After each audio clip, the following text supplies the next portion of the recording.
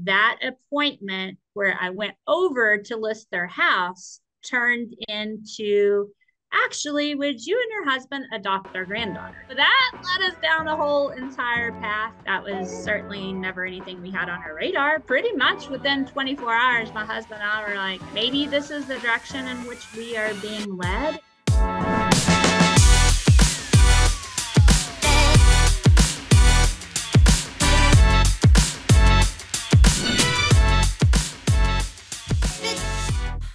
Welcome back to the show. I'm your host, Remington Ramsey, and I would love to, at the top of the show, remind you to send us an email at podcast@realproducersmag.com to let us know what you think of these episodes, who to feature, and what to talk about. Today, my guest is SuzAnne Scott from the Lubbock, Texas community. How are you, SuzAnne? I'm doing good. How are you, Ramsey? I love that accent. Kathy Pettit, our franchise owner down in Lubbock, says you got to talk to SuzAnne. What do you love selling real estate? What do you love about selling real estate in Lubbock, Texas? Man, Lubbock is different. We don't, I don't know. We just say that we're kind of like a bubble. We've never experienced the really highs of, say, Las Vegas and, a lot of the bigger cities. But on the same token, we don't experience the same lows. We're just real kind of straight across the board, fairly consistent. You know what to expect. And it's a small town kind of feel. It's just different. It's easier here, I think. What's the average sale price in various parts of Lubbock? Yeah. Oh, overall, right now, I'd say we're probably right around maybe 260, somewhere in that neighborhood. Well, now, you mentioned in the pre-show that you're a big fan of the Cowboys. And so Lubbock, though, is a little bit of a haul. Do you have season tickets? Oh, no. I got to sell a few more houses before that happens. But you go to a lot of games, and you said it's nothing for you to drive. How far is it to the stadium? 5 hours from my driveway. That's hilarious. And it's not a big deal at all to you. That's just Texas is just massive. Texas is pretty big. I mean, we're in Dallas all the time. Sometimes I just feel like we live out of suitcases, whether it's for school stuff or for a game or just to go see friends or, whatever. But yeah, we're there all the time. Football wise, I feel blessed to be in Indy because if 5 hours for me, I could get to Detroit, so I could have Detroit season tickets. I could get to Nashville. I could have Titan season tickets. I can get to Chicago in 3 hours, Cincinnati in 2 hours. But I can just drive 30 minutes to football-wise. I guess I'm pretty blessed. But I mean, Texas in general is known for like high school football. You have ties to high school football? Yes, sir. I do. We have we have 5 kids total, but two are boys, and they both play high school football. And my husband is one of the assistant coaches. So, I'm the football mom. That has been my dream and my passion, honestly, since I was a kid. I just always knew I'd have boys. What movie do you relate to more, The Blind Side or Friday Night Lights? That is not a fair question. Not at all, because my favorite is by far Friday Night Lights. Even the series, I was so sad when they took this series off. So I love Friday Night Lights. It just hits home. But for other personal reasons, Blind Side, it just pulls at my heartstrings too.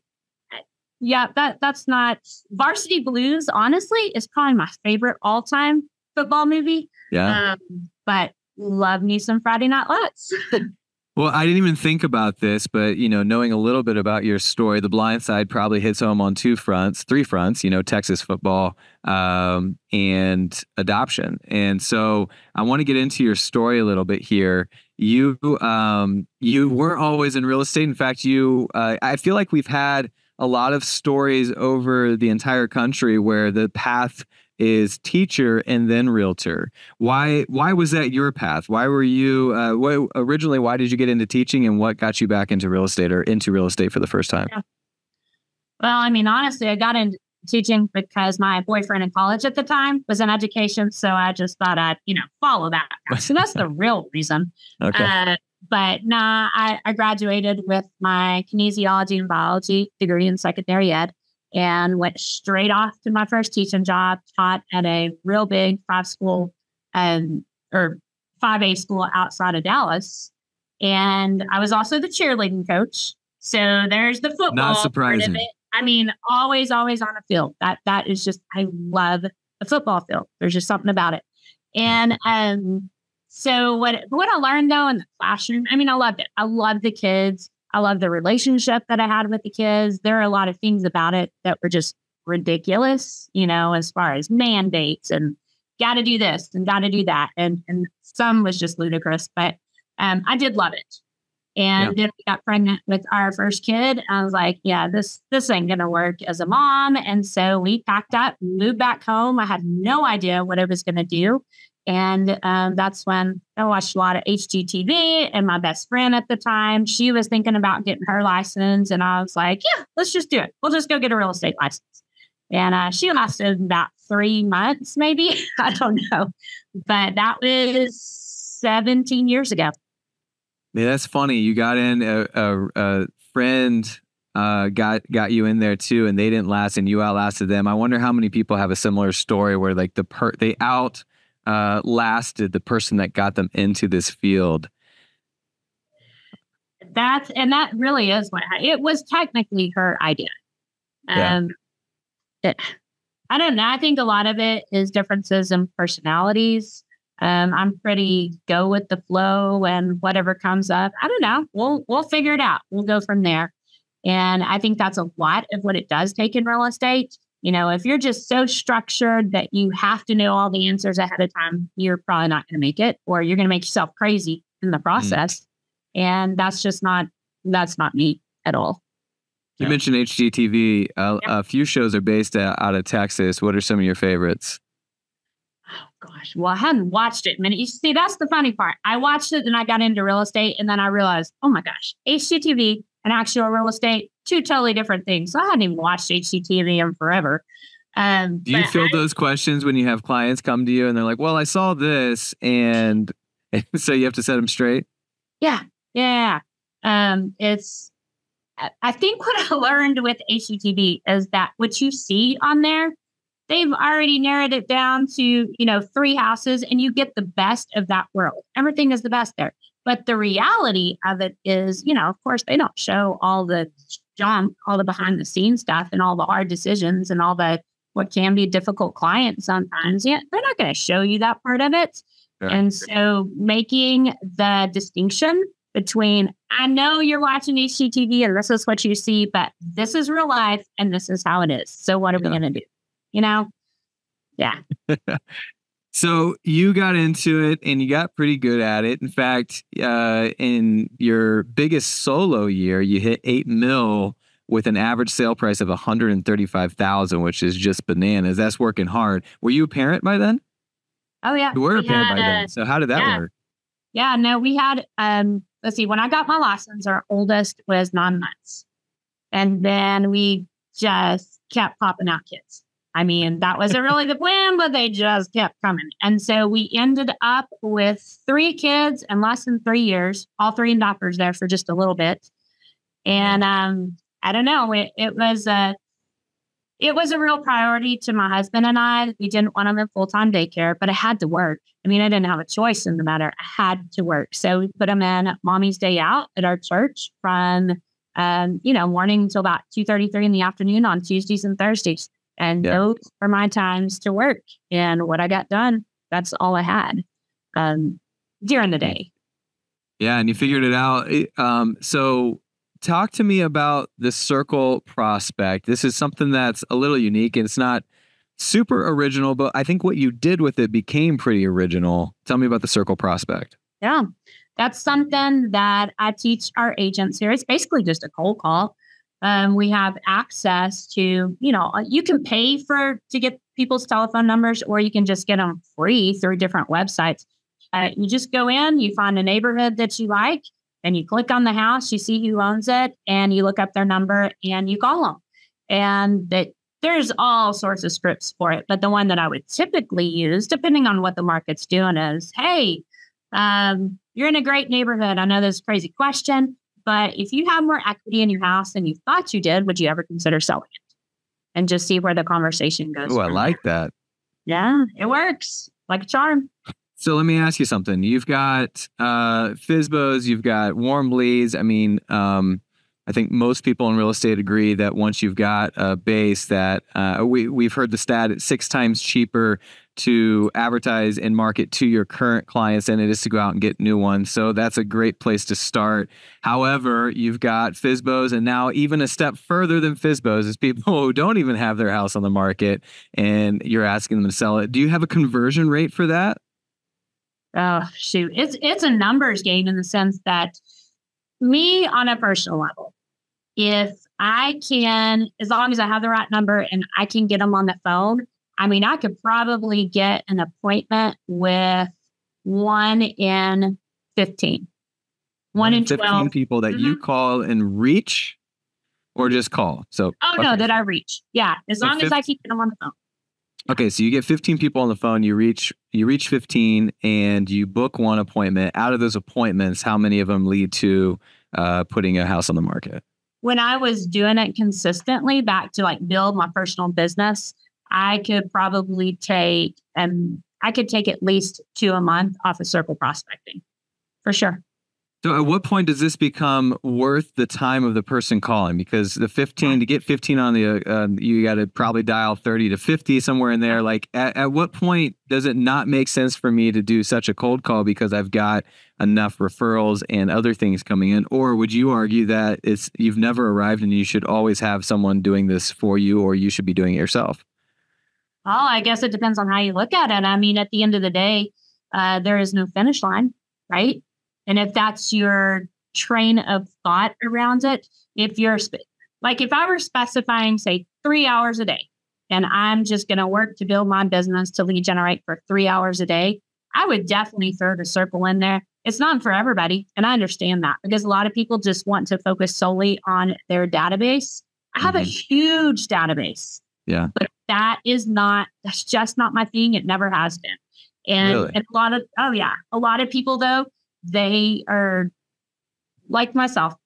I would so much rather go out and talk to strangers than people I know. That's how I built my business. I mean, my very first listing was a FSBO.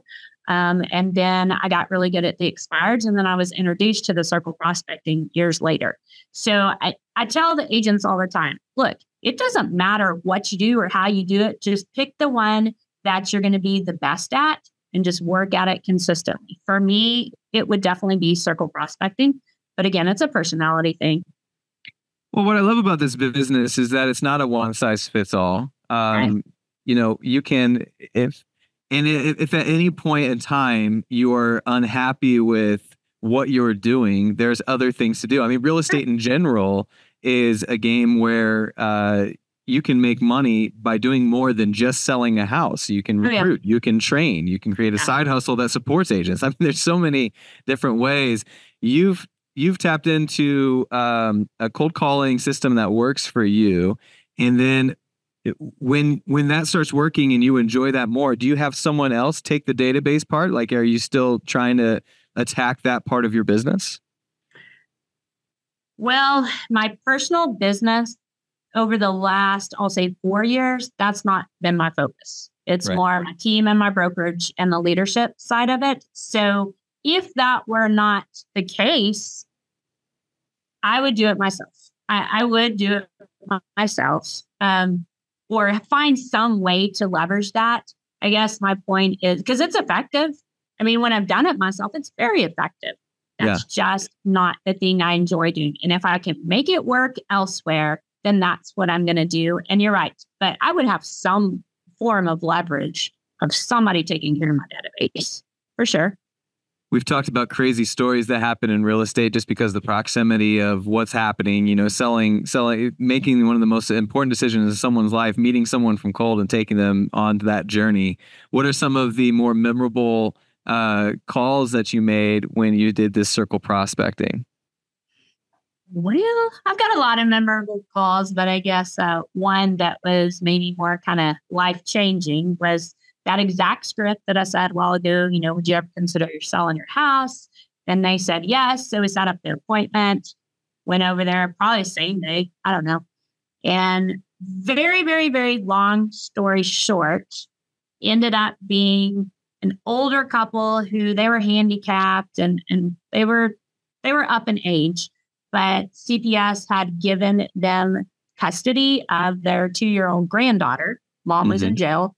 And that appointment where I went over to list their house turned into, actually, would you and your husband adopt our granddaughter?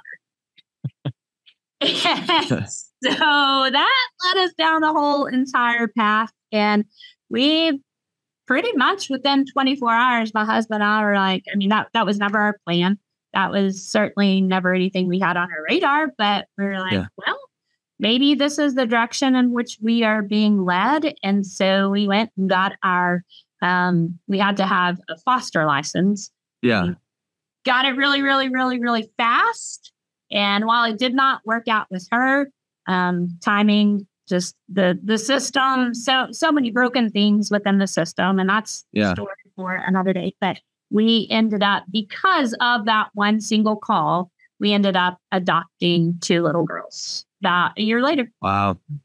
So when you got your fostering license, did it work out in the transition to watch the 2-year-old at all, or were you unable to have any part in that situation?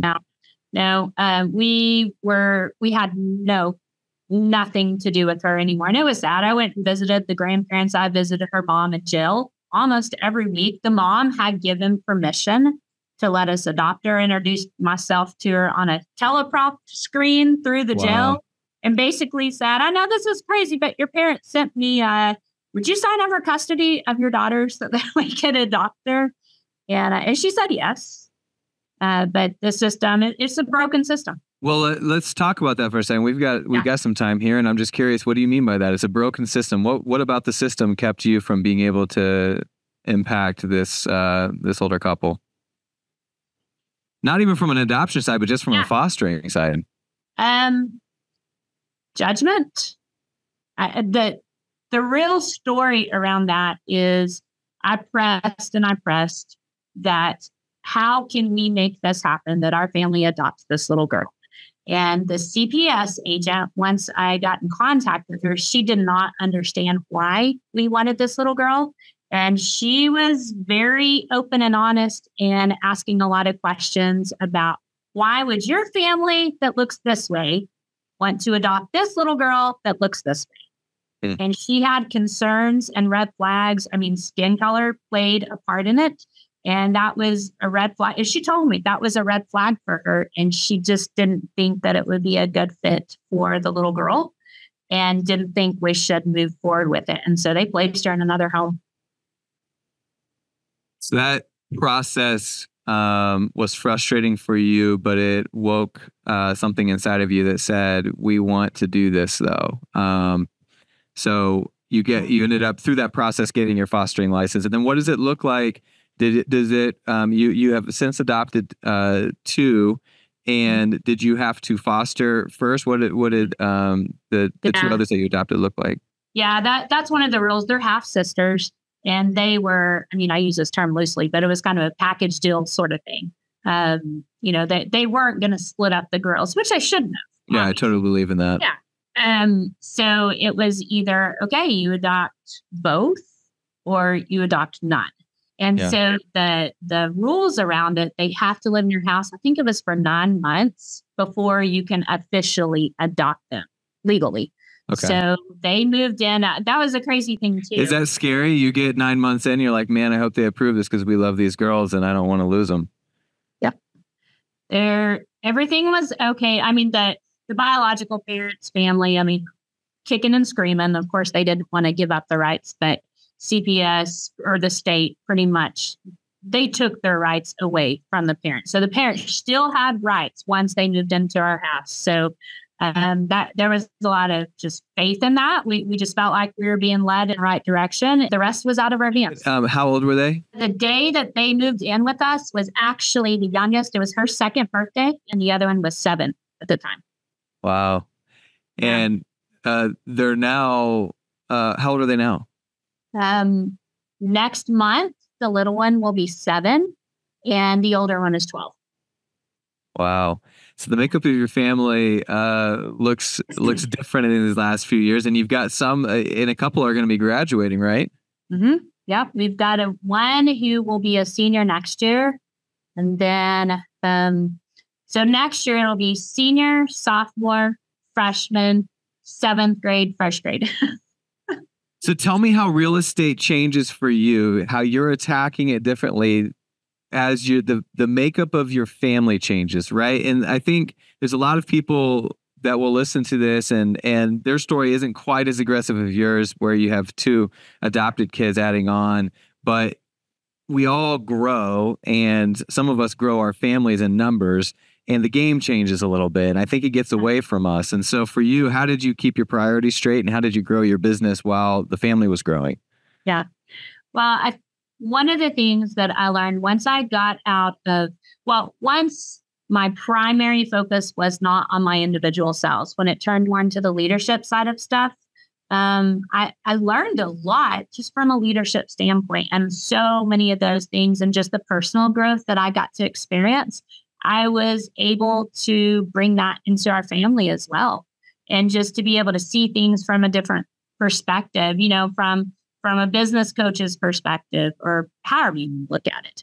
And I think that in itself has also been a game changer for my family. Just I grew so much, and being able to share that outside of my office, outside of our agents, but to actually share and experience that with our family, to change our perspectives on life, to change our mindsets. That's been huge for me. Huge.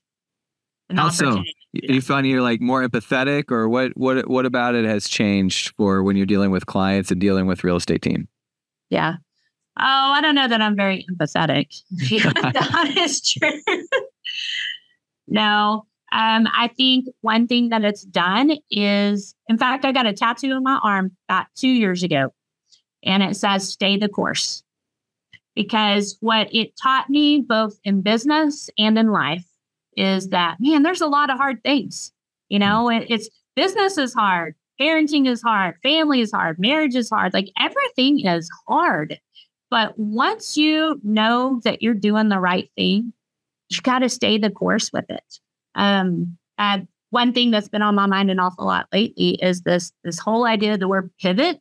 That was the huge word back in the COVID days. Everybody, we got to pivot here, we got to pivot there. Totally agree. We didn't have much of a choice. But I think what's happened, and what I'm trying to convey, my husband and I are trying to convey to our family, is that, man, when something gets hard, you don't just pivot. It's too easy for everybody. Oh, that didn't work, so I'm going to go do this. Oh, that didn't work, so I'm going to go do this. No way. You stay the course when you're doing the right thing. And the whole idea of being tenacious, being persistent, you'll never, ever see the fruit if you don't stay the course. You have to pivot sometimes, yeah. But you got to be wise in knowing, am I just making excuses because this is too hard? Choose your hard. So that's my question, is how do you identify when it's a time that you should double down and work harder and stay the course, and when you should pivot? Like, what goes into your decision for there? Because I've been thinking about this a lot in my own life. It's, just listening to signs, and does God want me to go here, or does God want me to stop? How do you know? Well, it's going to be different for everybody, but you kind of hit the nail on the head. For me, on a personal level, yes, it is a matter of spiritual awareness, spiritual discernment. What is God trying to tell me? What is He trying to teach me through this situation? And so I know that doesn't fit for everybody. That doesn't check everybody's box. But for me, it really almost always comes down to, all right, God, lead me, guide me, direct me. And one of my prayers is always, okay, if you want this door to remain open, keep it open and show me what we're going to do. But if this door needs to be shut, shut the door. And this is specifically when you come up against a snag. So like there's impact, and I'm at a fork in the road. I got to decide if I'm going left or right. For me, it's prayer. It just is. Yeah. I mean, there's obviously got, when you're talking business, there's got to be that the ROI has to be there, right? I'm putting in this much work, in this effort. So am I getting a return back on this? And I think that's where you have to go back and look at it. Okay, what's not working and why? If it's a matter of the market and things that are out of your control, okay, maybe it's time for a pivot. I get that. But if it's a matter of, man, I'm just tired and I'm being lazy and I don't want to perfect my skill on this, that's on me. And that is not time for a pivot. That's time for, all right, strap up your boots and let's just get to work. Keep your head down, grind, do what you have to do. It'll happen if I, again, stay the course. Well, I love all the things that you're saying. I want to get your take on one last thing before we end the show. At the timing of this recording, it's changing so frequently, the lawsuits in the news, and even if we post the show tomorrow, there could be something that changes. But in this moment, I think a very real question we can still ask is, what is your value proposition as a realtor, and how are you relating that to people who are coming to you with maybe a different take on realtors because of what they see in the news? How are you talking to people who aren't in real estate? Yeah. Well, I think one thing about me that people always know, I'm a pretty straight shooter. And so my honesty and my transparency, I think people appreciate that. That I ask this question all the time. All right, do you want me to tell you what you want to hear, or do you want me to tell you the truth? You pick. I'll tell you whatever you want, but you choose. And obviously, they're going to choose the honesty side of it. And so I think when we set the expectation for people that, no, this may not be pretty, and no, this isn't exactly what you wanted, but that's where we're at. And we're going to figure out how to deal with this from here. And so when it comes to like all this NAR stuff, that's come out, I think, again, it comes down to the honesty side of it and the transparency side of it, because apparently lack of transparency is what got us into the situation in the first place. And just so many people getting so upset, worked up over nothing and just wasting so much time talking and thinking about this, when at the end of the day, that's what we were supposed to be doing in the first place. So what's the problem? If you were an honest agent, if you were transparent, if you had your client's best interests at heart in the first place, then what's the problem? Nothing changed. A couple disclosures. Okay, big deal. It doesn't mean anything. We've been doing it like that forever. What's the future hold for SuzAnne? What's next? What's new and exciting for you? New and exciting. It would all revolve business-wise around our brokerage. We opened our doors about 15 months ago. We had 20 on our team when we opened the door. And here in about 15 months, we've grown it to we're getting close to 100 agents. And so the growth of the brokerage, and not just in agent count, but just overall the growth of our agents on personal level, on business level. That's my big picture right now. And that's really what I'm focusing on career-wise, is just making our agents the best that they can be, and everybody being happy, making money and being happy. I like that growth mindset, not growing in numbers, but also growing personally as we grow in numbers. Yeah. Yeah. I like what you said earlier. Do you want me to tell you what you want to hear, or do you want me to tell you what's true? And you said it with a smile. If you're not watching this and you're listening to this, I think that's the key. If you can say it with a smile and let them know, I think we need a lot more of that. I love that phrase. I think if I started with that phrase instead of just jumping right into just giving truth, it would offer a little bit of grace in the situation too. It sets an expectation up front, number one, that you are going to tell them the truth, but it also sets the tone for, we can sit here all day and just yap, yap, yap, yap, yap, or we can get down to the root of the problem. Let's get done for you whatever it is that you're wanting or needing. So let's solve the problem now. This has been SuzAnne Scott in the Lubbock, Texas market. SuzAnne, thanks for being on the show. Thank you, Ramsey. Appreciate it. If you want to check us out online, realproducersmag.com is where you go. Email us at podcast@realproducersmag.com to give us information on how we can do this podcast better, who we can have, and what topics to talk about. We'll see you next time.